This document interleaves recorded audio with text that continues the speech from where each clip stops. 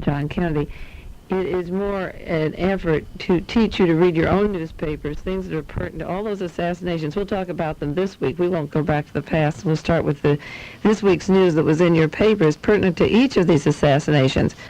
But I think you should take down pencils. If I mention book titles or names or dates or newspaper dates that you can look up in the library, I don't want you to believe what I am saying necessarily. I want you to look for yourself and begin to see for yourself, because it is all there. You know, we talk about the news not giving us information, and yet there's a tremendous amount of information. Even with all that's withheld, just get a picture of what's going on in this country if you begin to see it right.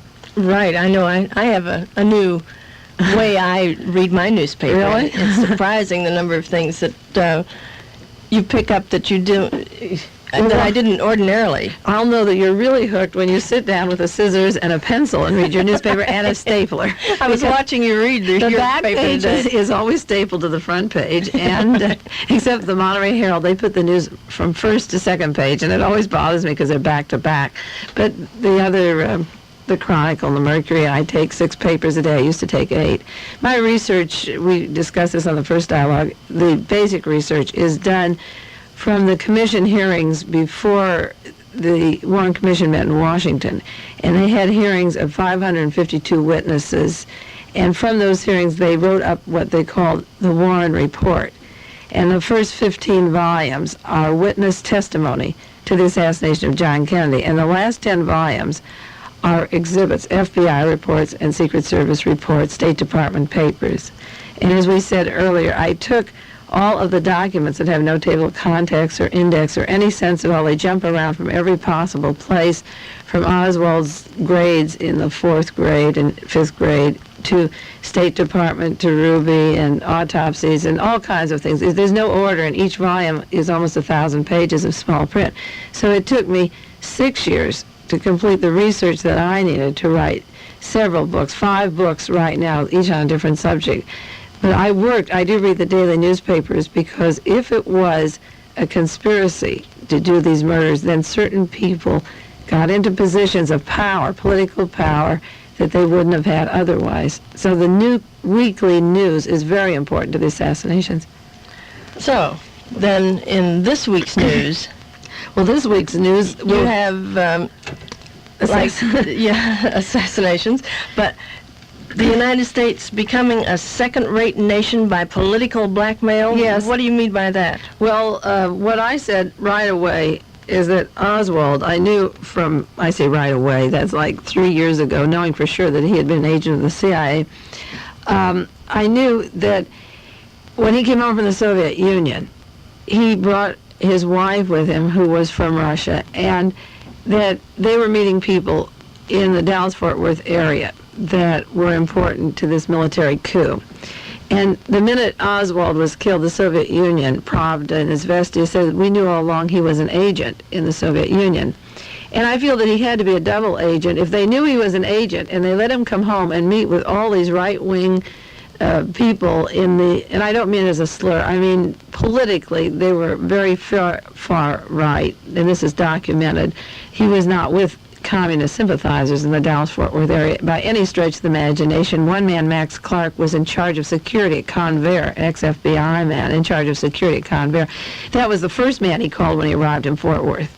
Via, they say, through the library, but it never could be documented who set up the source of contacts of Oswald with the chief of security from Convair. But the point is, in order to leave the Soviet Union, if they knew he was an agent, they had to let him out and on the process of being a double agent, which complicates the scene a lot.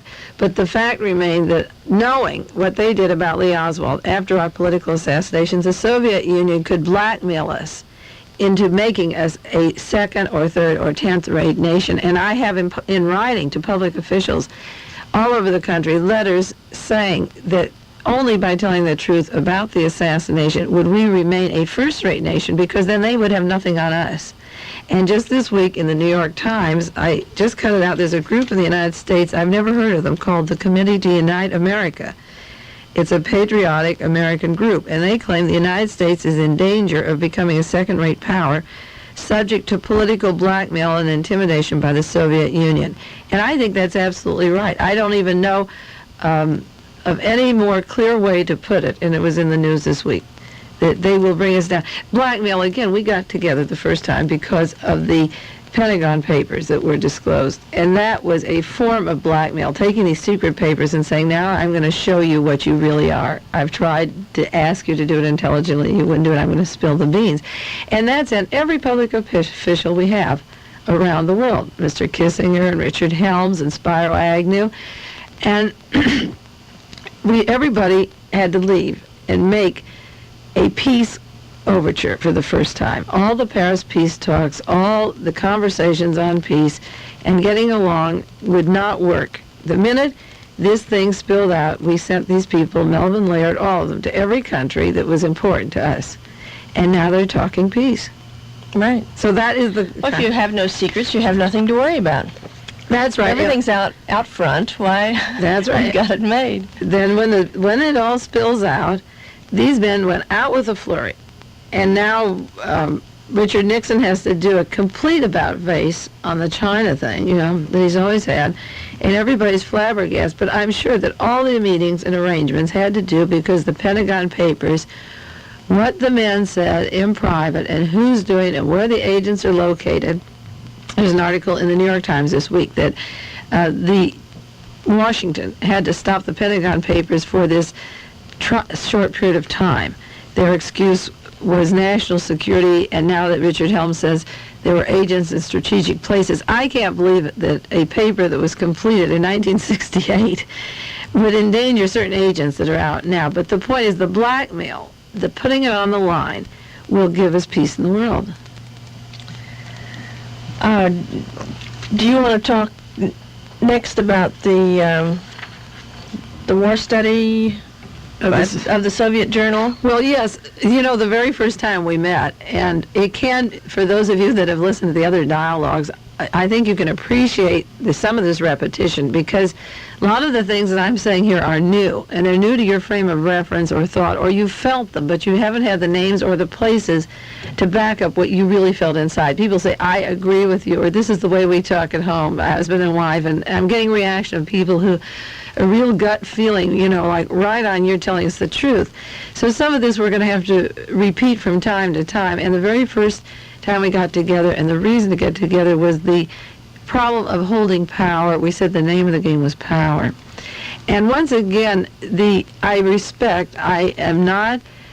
trying to be objective, and I'm not trying to push, again, the Soviet news onto what our thinking is, but I have to quote some of the articles that are coming out of the Soviet Union, because this is what it's all about, a power game between us and the communist world. And I think that sometimes outsiders see us differently than we see ourselves. Our neighbors see us, our friends see us, and we can't take lightly what they're telling the rest of the world.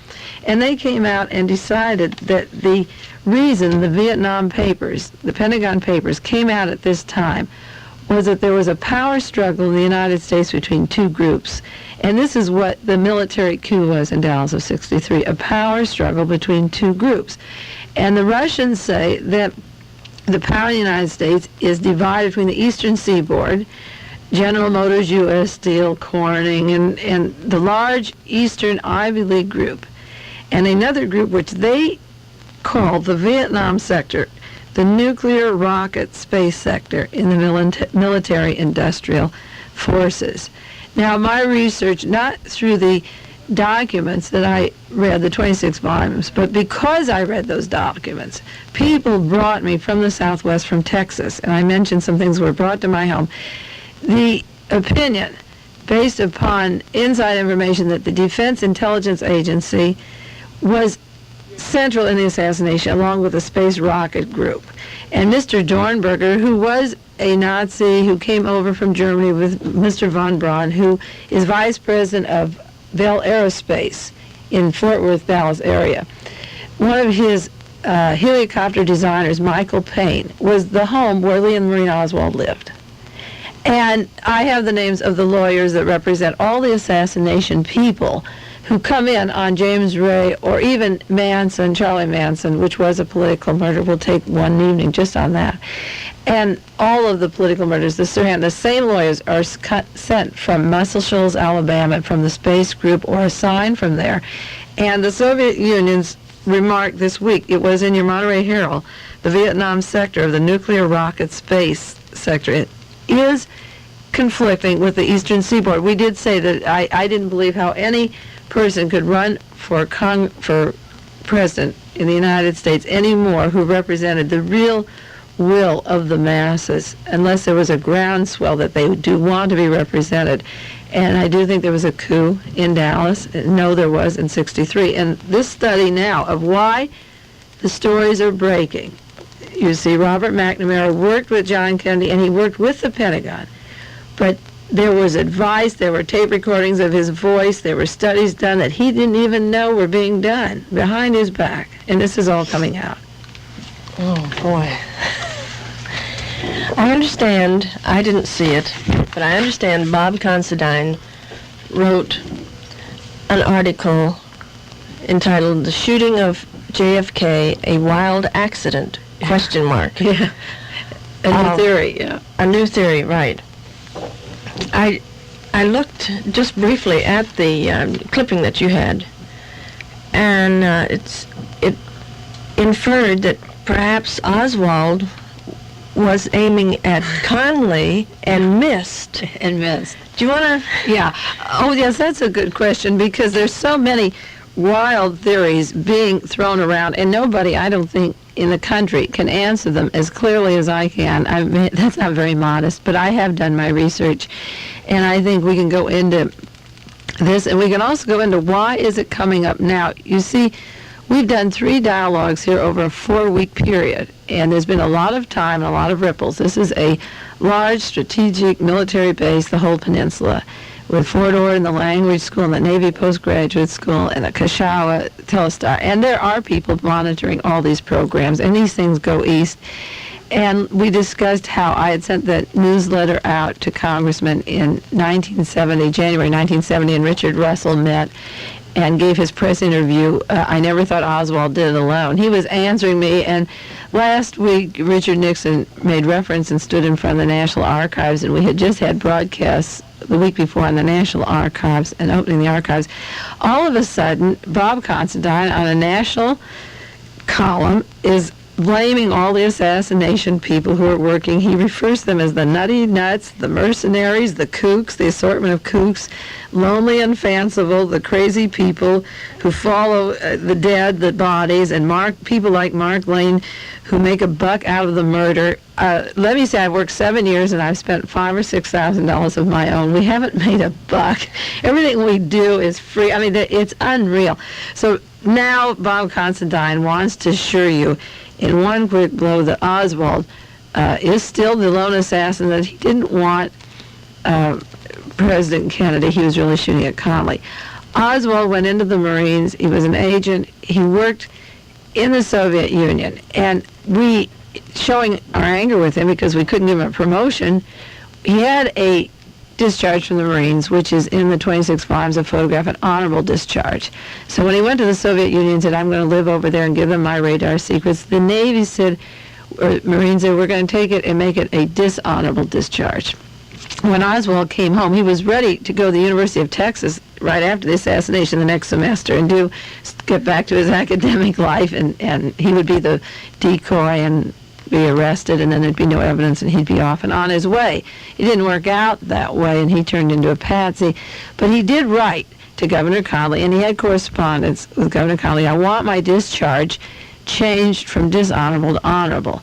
Now, the letter was sent from Dean Andrews' office in New Orleans while he was still there. He was about to go back to Texas to live after the last jaunt to Mexico. Dean Andrews has colored files for certain clients. There was the pink and an orange hole, depending on which branch of the service. And he had an unusual color on the card file, Lee Oswald, but the complete filing cabinet of Dean Andrews immediately after the assassination was lifted and stolen. And that's I have a list of 45 or 50 pieces of direct evidence that have been destroyed or removed. The application of Oswald to Governor Conley has been destroyed. Whatever happened, and Dean Andrews went to jail for perjury in New Orleans in the trial with Garrison. He had no anger with Governor Conley at all, and Marguerite Oswald knows that he didn't. She's living a very quiet life, a studious life, studying, and she has documents, and another researcher in Los Angeles has documents on the relationship of John Connally and Lee Harvey Oswald. That is the specialty of a particular gentleman in Los Angeles that could just blow the nation open when he's ready to get his book out. There was nothing that Lee Oswald had against John Connally, believe me. So, but in the process, I don't think the article, Barbara, was really Gloria. It wasn't really to say that he was shooting at him. It's the last sentence says that he was capper, yeah. that he was a lousy shot, and he really wanted. He admits he's a lousy shot, that he wanted John Connally. But the whole article, and it's a long one, is to put down any researchers. It's amazing. Yeah, but we're not going to fall for that. I mean, historically, John Constantine will just be flat on his face because there's an ounce of truth in any sentence that he has written. Now, one thing I would like you to bring forth is, bring us up to date on James Earl Ray.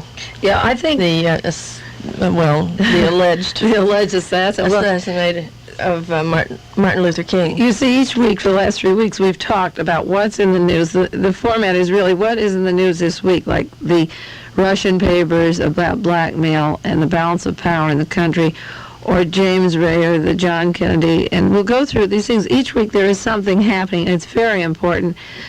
James Ray had no trial, and he was told, if you'll say you're guilty, you'll get life in jail. And the government sent one of their lawyers to represent him. And he was caught in England, and right away he said, I'm guilty. He came home. He had a trial that lasted like 7 seconds. I'm guilty. Off he went.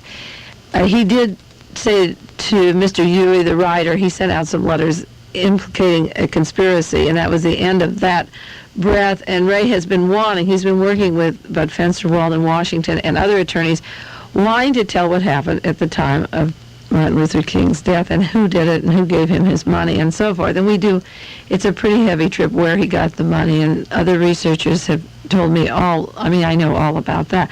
But James Ray, like all the other political assassins, has to be kept isolated. Sirhan, Jack Ruby, James Ray, all of them have to be in a room where nobody can see them or talk to them, because if the truth came out of one person spilled the beans, the country would just topple if it could really get out in the news media. But James Ray's brother now feels that he has seen him locked up for 3 years, and he hasn't talked to another human being, and it's inhuman. And just coincidentally, 2 weeks ago, his brother was on a national TV show saying there was a conspiracy and James wants to tell you about it. Now, the brother is the manager of the States' Rights Party, a Mr. Stoner, who says he's the only candidate in America representing white people, that he wants all the blacks gassed and killed, and he's come out openly. He represents the white people. He's going to run for president, and his campaign manager is James Ray's brother. Now, James Ray is down in a prison in Tennessee. He's been isolated for 3 years. So this week, it was announced by the warden that James Ray, who is not allowed to mingle with other prisoners, he's been isolated under tight security, will be given the privilege of mingling and mixing with 343 other convicts. Now, the prison population is 40% black. And what you can imagine how popular James Ray, for killing Martin Luther King, is one thing. For his brother's position in the States' Rights Party is another thing. So now that he wants to talk, now that there's legal procedures and lawsuits in Washington to get the case open, and people are really working on it, and I keep saying, I've said on the air, and I keep saying to the black population, get out there and go to Tennessee, go around the jail, see what James Ray has to tell you. That is where your survival is.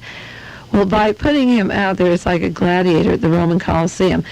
This is a way to let the black people, 5 or 6, pounce on Ray, not knowing what they're doing, and then they can say, well, he didn't want to be isolated. I fear for his life, like Ruby's. I just don't think he's going to make it. I think this is just a good way to treat political prisoners. They did this in Soledad. There was a man that was very politically active and a Panther, and a young Cleaver coming up the line. And this is the origin of the trial of the Soledad brothers. And they have kept the men isolated in the grounds, the whites from the blacks, because of the high pitch of tension. So then one day they said, okay, you guys all go out and play together, have a good time. They went out, and some whites had a confrontation with a black. The guard shot 3 black men on the spot, the political men in the field. Then there was a repercussion where a guard was killed, and this is the origin of the trial, and there's been moved up to San Francisco, the Soledad brothers, where they let a confrontation come on the yard. Then they say to protect him from himself, we had to shoot. The men didn't have weapons or anything. They weren't going to kill those 3 leaders, but that's a good way or a good excuse to wipe them out in the system. A little drastic, but I guess it, I don't know. We talk about these ripples. We call them the Carmel ripples. I think they're so near the ocean. Getting a little bigger. I think they're getting bigger, and I think we're reaching a really broad base. We've had more comment from this show than anything we've ever done, and it's gratifying to see people sit down and take the time to write. And one person I know that wrote you said he was writing his 3 representatives in Congress and the House of Representatives. That's very gratifying to get people moved enough so that they will take action. Yeah, I think it's important to get people to.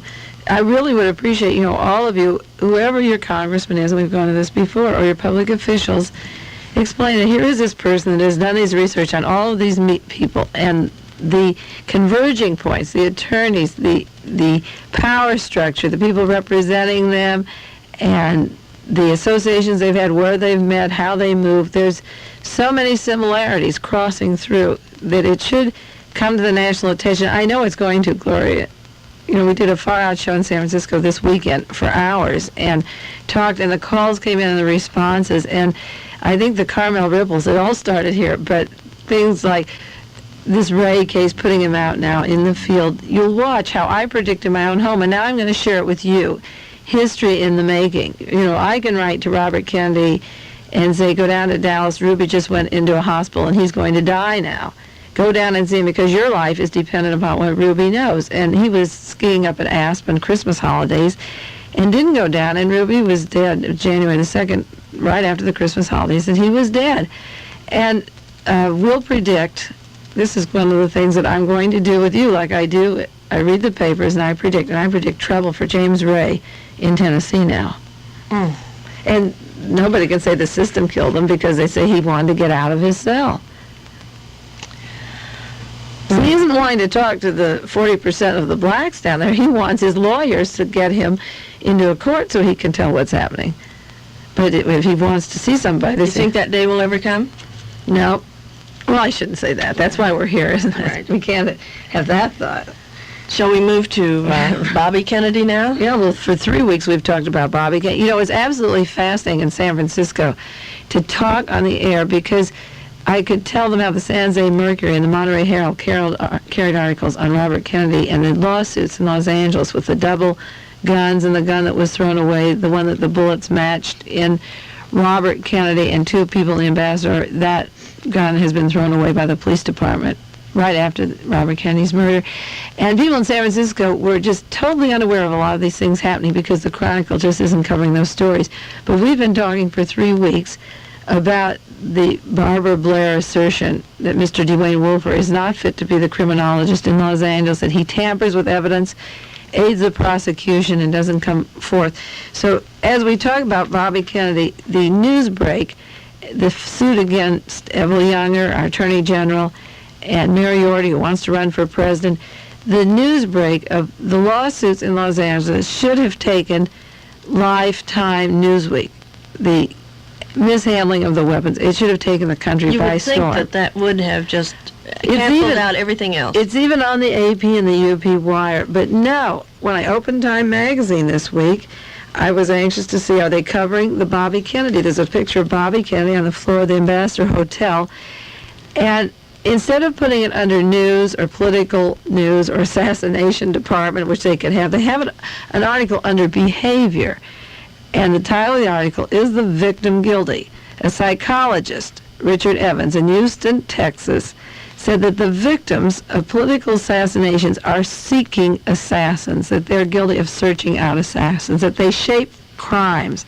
And he used the example of Kennedy's ambition for power, that he invites attack by offending the offender. Now, that isn't switching it around. If a person in public life is vulnerable, and he is, Gloria, he is vulnerable, why isn't anybody shooting Richard Nixon or Spiro Agnew or Henry Kissinger? Be on the left. That's right. Or Mr. Stoner of the states' rights. It seems to be a trend that public officials who want real power aren't being bumped off. So you see how the brainwashing continues. This week we're told that people who go into the Kennedy thing are kooks and nuts. We're told that Robert Kennedy asked for it. None of the real facts, none of the ballistic information that's available to the public is going into the mainstream of this country yet. This is what we have to do, is to find out why Time magazine won't write about the lawsuit in Los Angeles that names the man that shot Robert Kennedy. It names him and names the people who covered it. How far out does Mr. Chirac have to go? He says where he stood, where he pulled the gun, who saw him, and there's not a boo around the country. Wouldn't he be sued for that? I mean, that's wouldn't a man who was a maintenance man at Lockheed, who was Robert Kennedy's guard, sue somebody who charged him for murdering the senator? Isn't it strangely quiet there that nothing's being said? That is frightening. Yeah. This is the way, this is all this week's news, that Robert Kennedy wanted to be killed and that James Ray wants to be out in the public, so he's going to get his. Having seen Robert Kennedy at close quarters, I can't agree with that.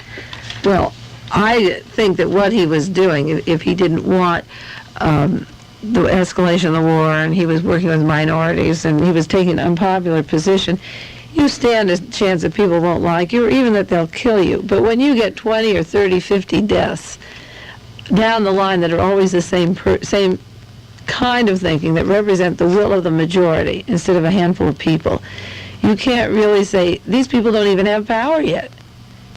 I have never thought that, like, if I disagree with you, you certainly are not going to kill me. That's not a solution. Well, it's hardly a solution, and it's bringing us really down on our knees. This country just has to end the continuous murders. Now, out of Morocco is coming the story that the king was so terribly corrupt. He was very much like Diem. And his brother, again, a family thing was involved, and money deals were involved, and he was terribly corrupt. And a group of people, a democratic group, not a communist group, were attempting to take a position there to do something about this particular man. And we play with him because we need the base for the Sixth Fleet, and we need our electronic communications there. So we keep the criminals in power because we've made a commitment to these people. So what he did, I understand, was an excuse for a coup. He swiftly organized a thing, it's coming out now, that looked like a coup, and then shot his opponents. And they're dead, the leaders are dead. And how many years does it get to get another leader? And Spiro Agnew went there to visit this particular king this week, feeling very safe. Like they say, isn't it unsafe to go there? He felt very safe. All the opponents, all the people, not the ones who would even think of killing Spiro Agnew first, but who don't want the King of Morocco to represent them, the land problems, the corrupt poverty, and the deals that they're making, taking the American money in exchange for using that place as a base. The opponents were killed last week. 24 hours they were lined up and shot. That's very convenient, but I can't see, Well, it's a consistent thing. It's a thing of power where people are sitting in a room now and deciding which leaders they will kill, which cover story, and how they'll do it. But what is happening is they're running out of ideas, and there's a format running through all of this. And if you study them carefully... But that sort of thing can backfire, can it? Well, I don't know. As long as... This is why we're here, is to tell people what's happening. There's a format running through the death of the musical artists. Like Jimi Hendrix and Jim Morrison. There was no autopsy. They died in their sleep. These are young kids, and Janis Joplin, Otis Redding. Jimi Hendrix, they said no, he did not die of an overdose. And Jim Morrison, it was just a quiet thing. Somebody thanked him for the good taste of burying him quietly of a natural cause, and he was in his 20s. We could go another whole day on that subject. But if there's more, if there's 5 or 6 or 8 or 10, and it's always the same kind, and there's no autopsy and there's no conclusion. You see, I'm using an example now of the musicians. Where you take 4 or 5 and this is happening. You go on the political assassination where you get 30 or 40 deaths. and the same people are involved in the same pattern, then you have to know that you're out of coincidence, particularly where all the names are beginning to link. Right. Now we Should we go to New Orleans? Moving right along. Yes. Let's go to New Orleans. New Orleans. Pick up Jim Garrison. Everybody's asking about Jim Garrison. I hate to start with today's news, and yet some people didn't hear the back news. Jim Garrison was arrested on a pinball machine, fixing up a pinball game. He has been trying to get the federal government off of his back for a long time, and the newest charge came from a Mr. Gervais who worked with Jim Garrison all the time. They were consistent and good buddies, and they worked on the Clay Shaw case. And Jim Garrison has accused him, wanted to sue him, and the police wouldn't let him. He put a charge of planting evidence against him. And the judge called in Mr. Gervais, and they spoke to him and said, is there any truth to the allegation KLRB, that Carmel. Jim Garrison has been threatened or intimidated? Were you threatened or intimidated? He said to Pershing Gervais, the government's witness against Jim Garrison on the pinball charges, because Garrison said all of these things were planted against him, the federal government's after him. And they said no, they were not threatened or intimidated at all.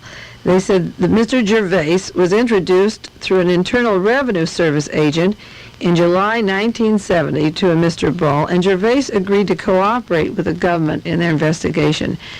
July of 70, Mr. Gervais, who was working with Jim Garrison, was met by the Internal Revenue. Well, nothing scares anybody like the Internal Revenue. If they go into your back taxes, it costs you thousands of dollars just to prove you're innocent. You never get refunded back. Or the legal fees or anything, you just have to dig up all your old checks. And the Internal Revenue went to Gervais, who worked with Jim Garrison. And he agreed in July 70 to cooperate with the government against Jim Garrison.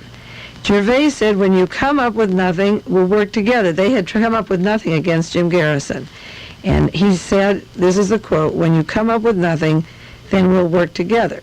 Now, Mr. Wall, who worked with Gervais, quoted Gervais as saying that his motive in agreeing to help the government to get this case against Jim Garrison was the imprisonment of his son in a North Vietnamese prisoner of war camp.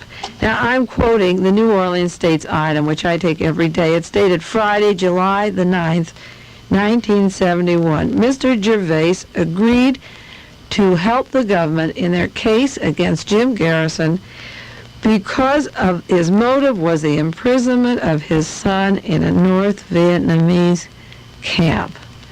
Now, many people think if you want to blame the government for killing John Kennedy, that you therefore don't like the war or you're anti-war. The motives are so mixed up in people's minds. Jim's motives in wanting to know who killed John Kennedy had nothing. He did say that the war machine, again, this industrial group from the Southwest and the Pentagon, did use John Kennedy's grave, to escalate. They got full speed. But a man is possible doing anything for his son. I'm not saying that's why he did it, but he says that his motive in doing what he did, in turning on Jim Garrison, was that he had a son who's a prisoner of war. Now, a person is possible, it's possible to be used if your child is a prisoner of war and you want to take a position. It is possible. It is atrocious to read this thing. It's shocking to me to take a personal family thing because your very basic motives are so personal, and to agree to put tape recorders or conversations or marked money on a man that you've been working with night and day and agreeing with up to that time. This is what happened in Nazi Germany. You could light the fire or think on your neighbor who was hiding a Jew to save your own child from being taken off. It's a very basic kind of thing, and this really hurts, but he has said it. I didn't, and he said this was his motive in cooperating with the Internal Revenue. I'm just going to let that sit there. Yeah, well, Jim isn't working on a reasonable level. There's an emotional thing here now, that a person is capable of doing these things for mixed motives. I mean, his motive, let's put it this way. Mr. Gervais works for the city, for the district attorney's office. and maybe he sees, maybe he didn't, that Jim works with the pinball rackets, then his motive is to clean up the pinball. Right. His motive is to clean up the crime wave if we want crime out of New Orleans. If it's a very personal level for your son, isn't he serving the New Orleans area? What has his son got to do with it? This is what I can't connect the two at all.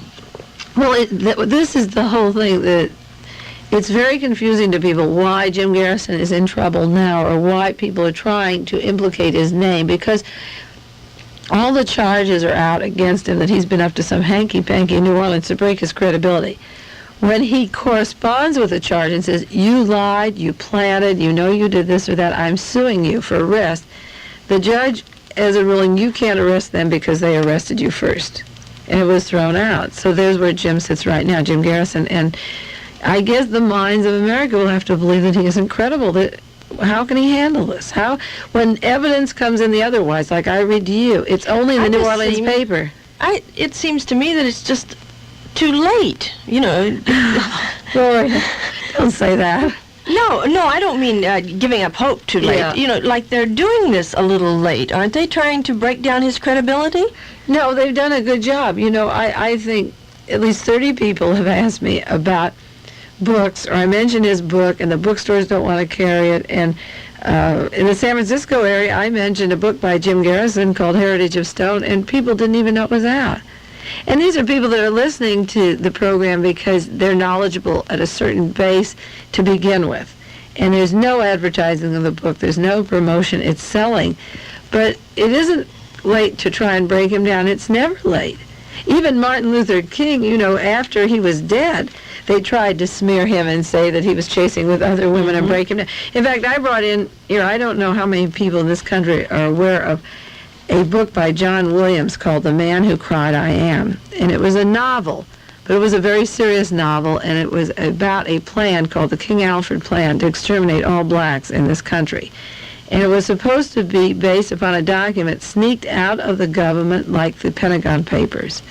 And it is a very heavy plan, and nobody knows if it was fiction or fact, and it goes into the killing of Malcolm X because he received this plan.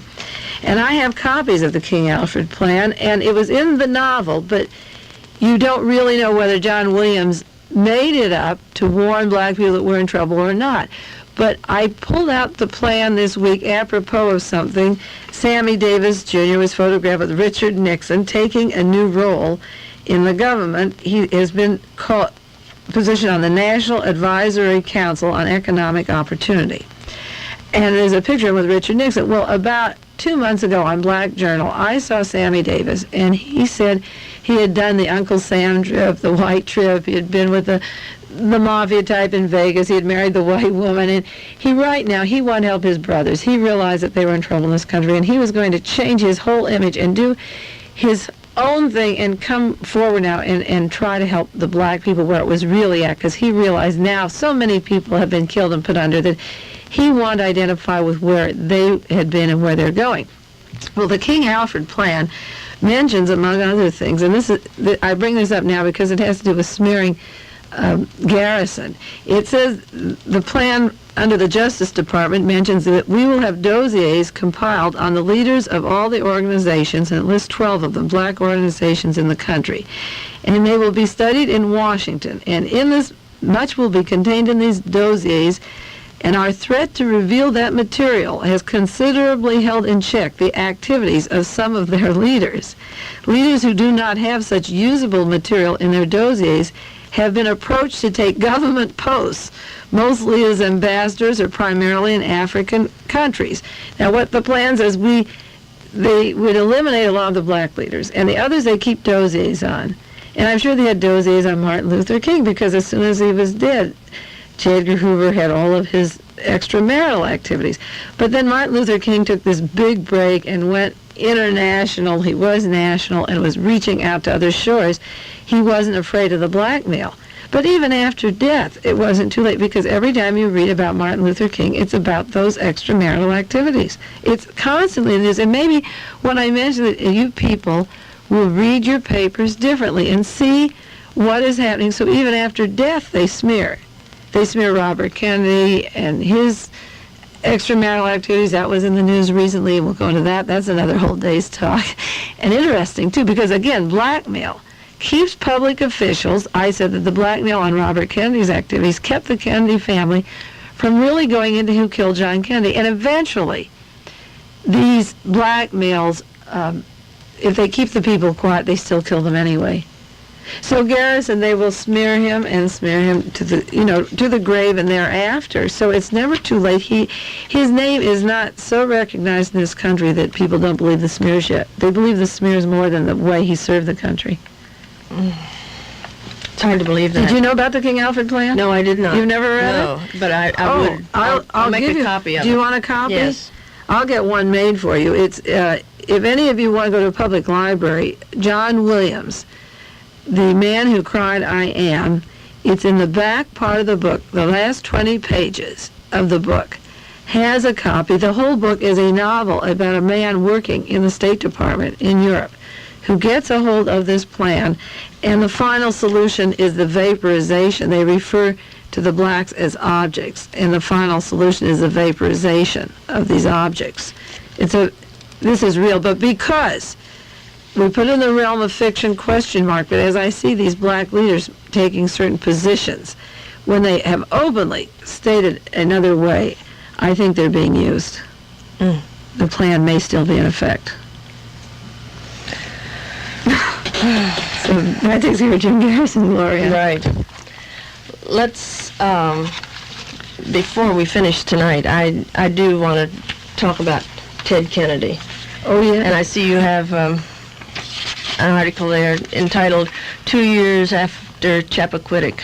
After Chappaquiddick, yes. Yes, the Ted Kennedy, we'll go into that really briefly. It's been 2 years since Mary Kopechne drowned, and a large article in the Chronicle this week stated that the Kopechne silence has been remarkable. You can't tell me they don't have unanswered questions. My listening audience, Gloria, I hope that you will see as we go on with these, if we meet every week, everybody is talking about unanswered questions. I have the answers because I think I know who gave Robert Kennedy the concussion. I know that Mary Kopechne was dead in the back. Ted Kennedy. I'm sorry. Yes. There's so many Kennedys. I've got 3 of them I'm working with now. But the thing, this week, Ted Kennedy had a press conference, and he said he wanted the Pentagon Papers opened up, that even if it did show things about his brother that weren't favorable, he said the people have the right to know. Now, I'm reading a quotation of what came over the paper, Mr. Mollenhoff. It was July 18th, 1971. The question that followed after he said people have a right to know was, then why don't you tell your lawyers to permit the Massachusetts grand jury report on the Chappaquiddick matter to be published?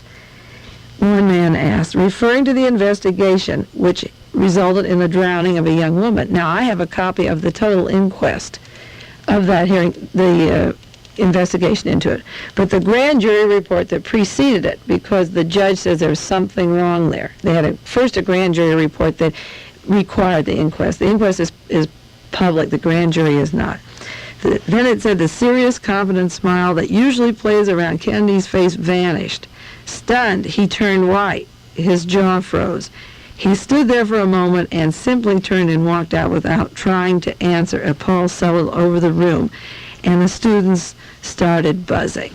Now, the reports this week are the Gallup poll shows that Ted Kennedy holds his appeal, that he's way ahead of every other Democrat.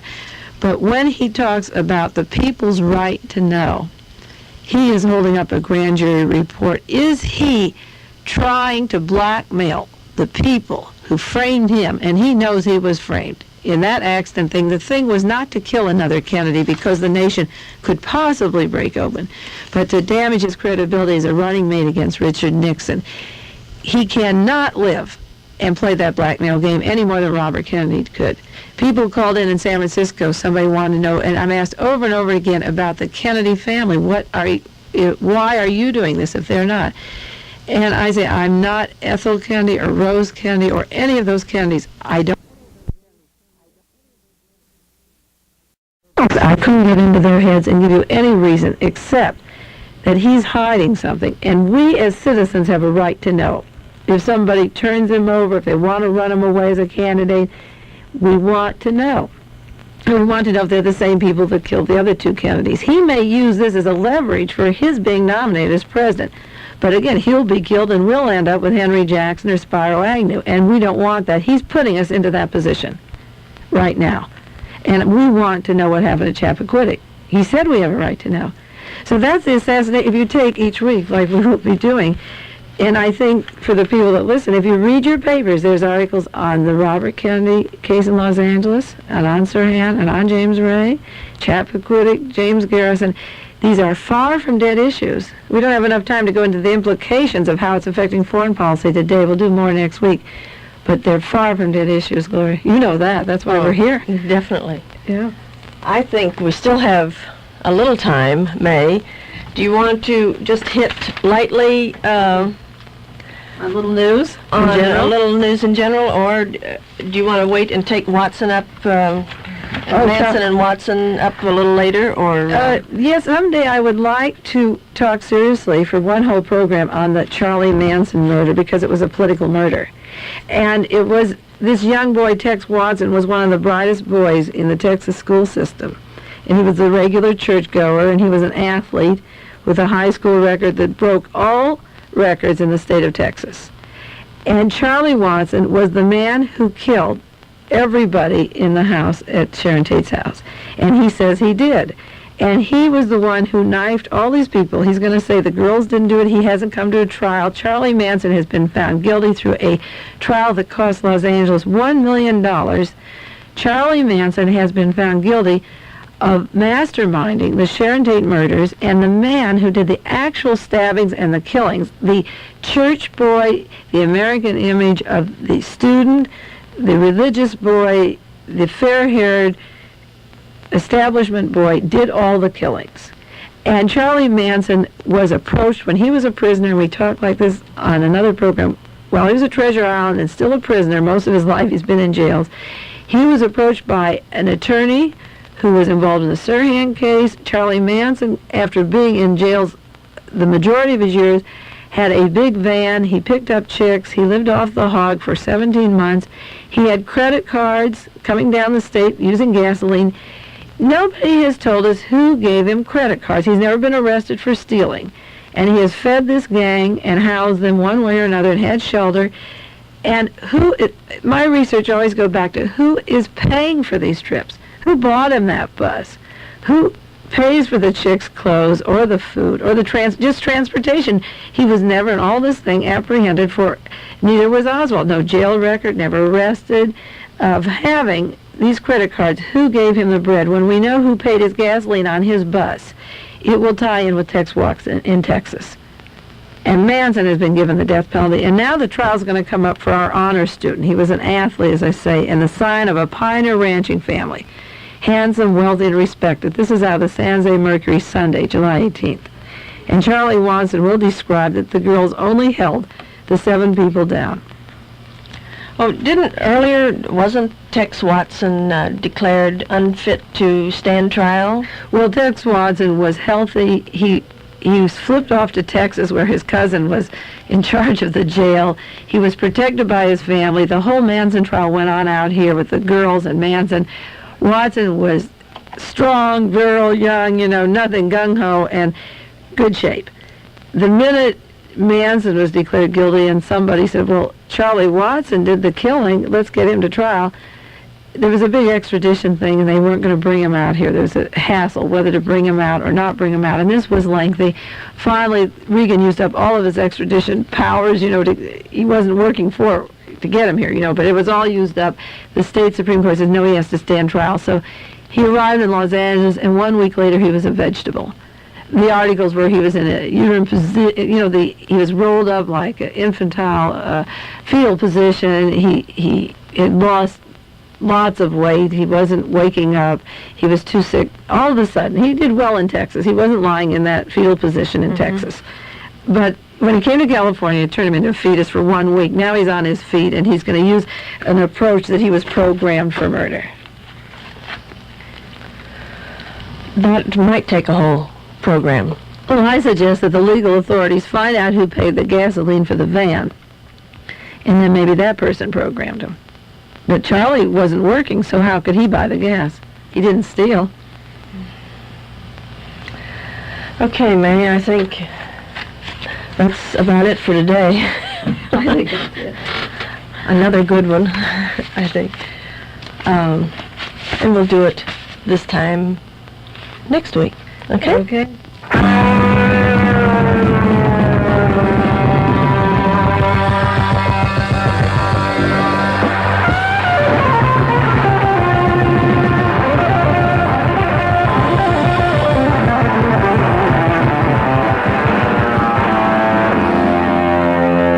You've been listening to Dialogue.